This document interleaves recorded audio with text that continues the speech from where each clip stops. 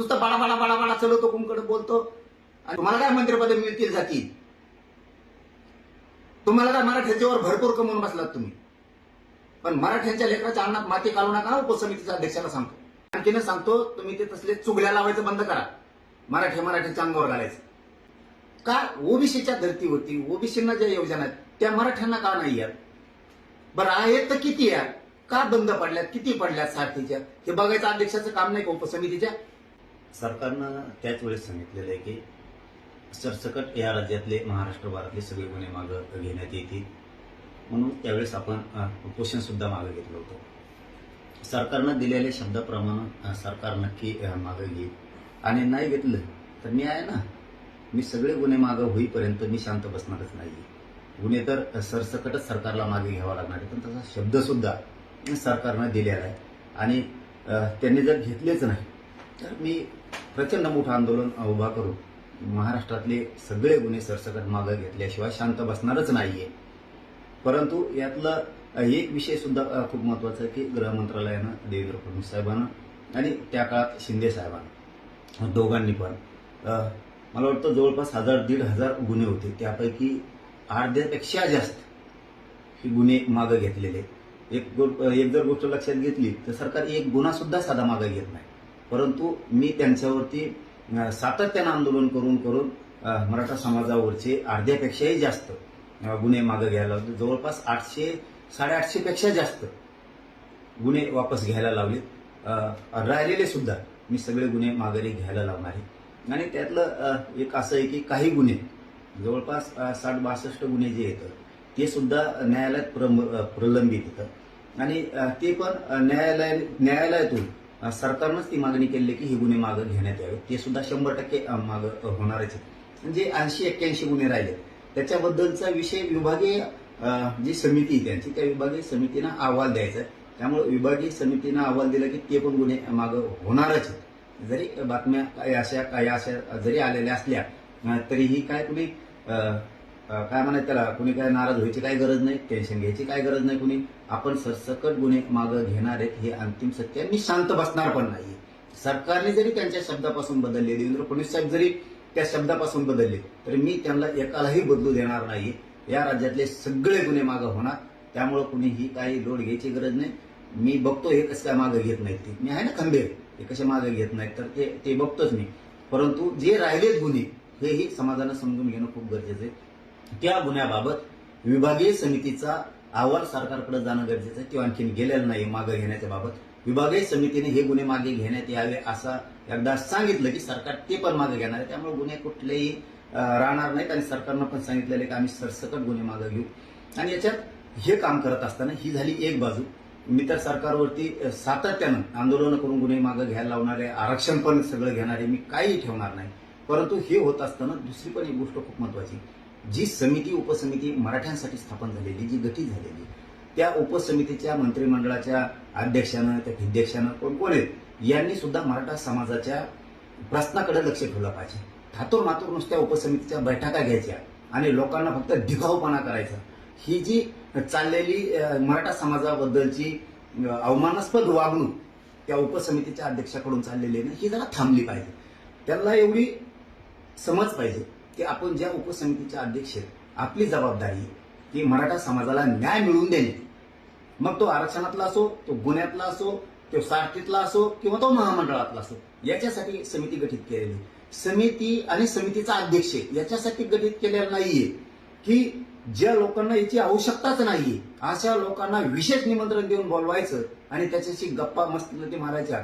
विनाकारण काम न करणाऱ्या लोकांशी वेळ द्यायचा, विनाकारणच काहीतरी एकमेकाच्या लोक अंगावरती घालायचे, याच्यासाठी उपसमितीचा अध्यक्ष नसतो. उपसमितीचा अध्यक्ष याच्यासाठी असतो की मराठा समाजाच्या ज्या मागण्या आहेत त्या मागण्या न्याय देणे. ईडब्ल्यूच्या विद्यार्थ्याचं काय झालं, त्यांना का न्याय मिळत नाही, हे उपसमितीच्या अध्यक्षाचं काम असतं. मराठ्यांच्या अंगावरती घालणं याच्यासाठी उपसमिती केलेली नाही. तुमचा मात जिरवायसाठी नाही, तुमची मस्ती डोक्यातली मराठ्यांच्या डोक्यात घालायची, मराठ्यांच्या विरोधात झुंजायला लावायचे, याच्यासाठी उपसमिती नसते. एसीबीसीच्या विद्यार्थ्यांच्या निवडीच्या बद्दलचं काय, त्यांच्या आधी पद निर्माण केलेत का? ते विद्युत सहाय्यक पोरं, आरोग्य सहाय्यकातले पोरं ते मरायला लागलेत, ईडब्ल्यूएस मधल्या पोरांचं काय? ते आंदोलन करतात, हे काम असतं.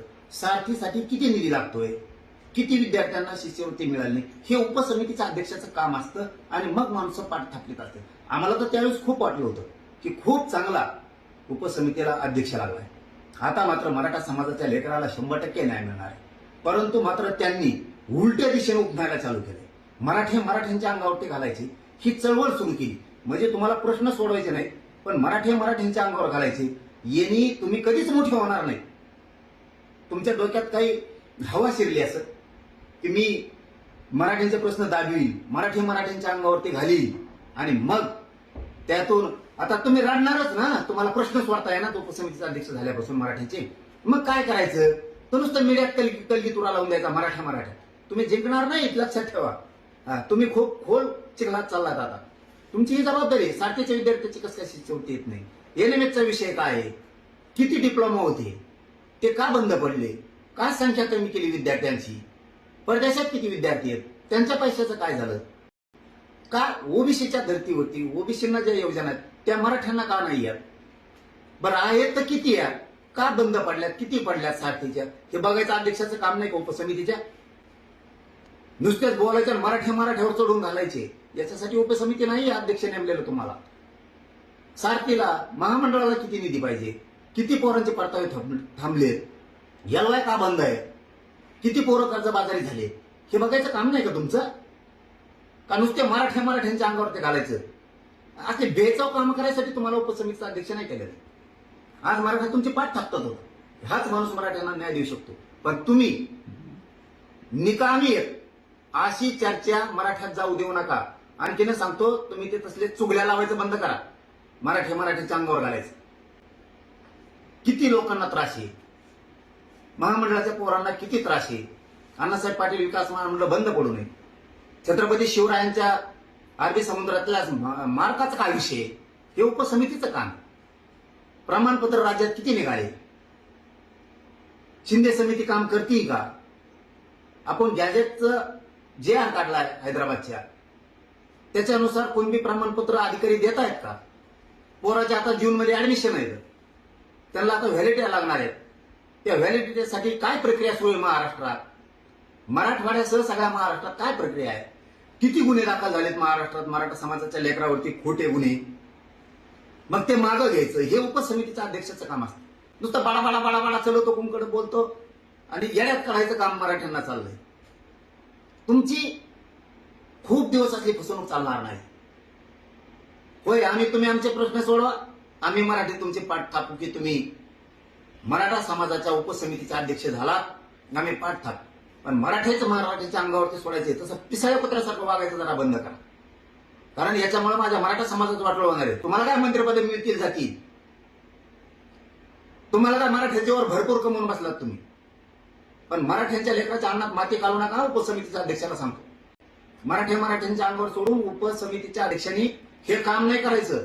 मराठ्याच्या समाजाच्या लेकराच्या अन्नात माती घालायचं. तुम्हाला कळत नाही का सगळे गुन्हे मागे झाले पाहिजेत म्हणून? खोटे गुन्हे दाखल करता. हे उपसमितीला समजत नाही का? विभागीय आयुक्ताला सांगून विभागीय अहवाल घ्यायचा. महाराष्ट्रातल्या सगळ्या विभागीय स्तरावरचे अहवाल घ्यायचे, गुन्हे मागे घ्यायचे. खटले कोणते प्रलंबित आहेत न्यायालयात, ते पटापट त्याचा तोडगा काढायचा. हे कळत नाही का तुम्हाला? कुणबी प्रमाणपत्रामुळे पोरांचं भविष्य शिक्षणातलं धोक्यात आलंय, हे कळत नाही का तुम्हाला? प्रमाणपत्र पटापट द्या. आमच्या नोंदी सापडलेल्या असून सुद्धा नुसतं मार्गदर्शन समितीकडे मागायला गेलेले वर्ष झालेत आणि खाली येत नाहीत. कोणत्या उपसमितीच्या बैठका घेता रे? कोणचे न्याय काढता? कोणचे न्याय दिलेत तुम्ही? बलिदान गेलेल्या कुटुंबाला नोकऱ्या द्या ना तुम्ही. आणखी याला उपसमितीचा अध्यक्ष नाही म्हणलं का? मराठाच्या समाजाच्या समितीवरती बसायचं आणि मराठ्यांच्या समाजाच्या लेकराचं वाटोळं करायचं. आज आमच्या मायमावल्यांचे कंपाळ उघडे पडले, तिकडं मराठा आरक्षणासाठी बलिदान गेले. का तुम्ही नोकऱ्या दिल्या नाहीत त्यांच्या? का त्यांना निधी दिले नाहीत राहिलेल्या लोकांना? तुम्ही MIDCत त्यांना नोकऱ्याला घेतो म्हणून सांगितलं होतं. का GR नाही काढला तुम्ही? काय कशाची उपसमिती रे?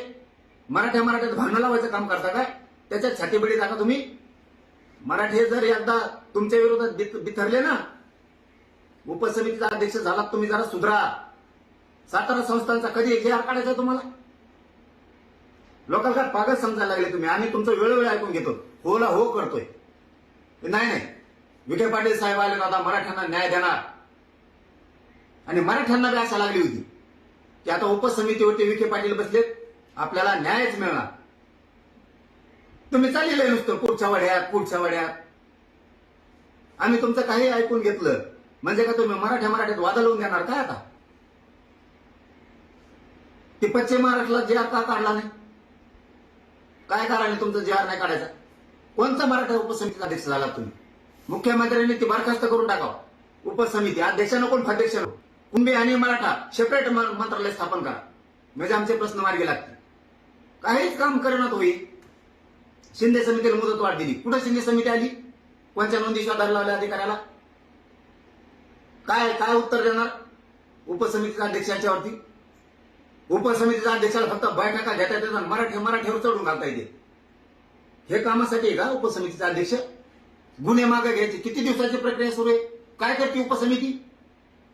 उपसमितीचं काम नाही का की आपल्याला उपसमितीचा अध्यक्ष केलाय? मराठ्यांच्या सगळ्या जिव्हाळ्याच्या प्रश्न सोडवण्याचं श्रेय उपसमितीच्या अध्यक्षानं घ्यावं. हे कळत नाही तुम्हाला?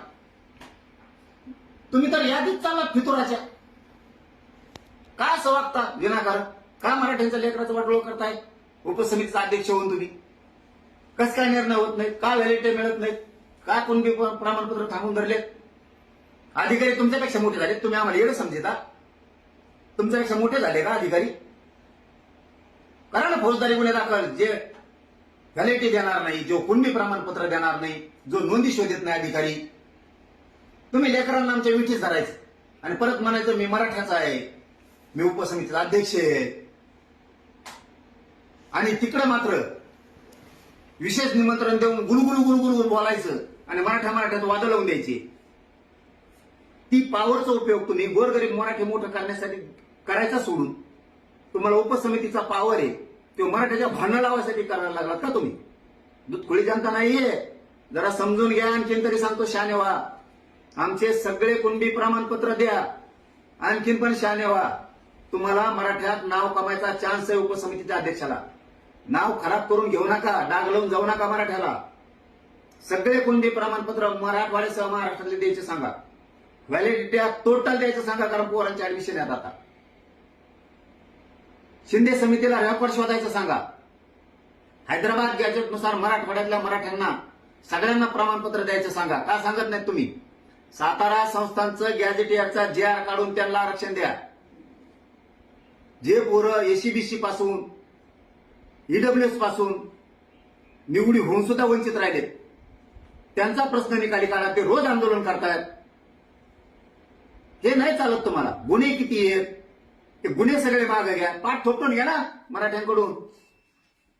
आम्हीच नाव गाजवू तुमचं. या माणसाला मराठ्यांना न्याय दिला म्हणून.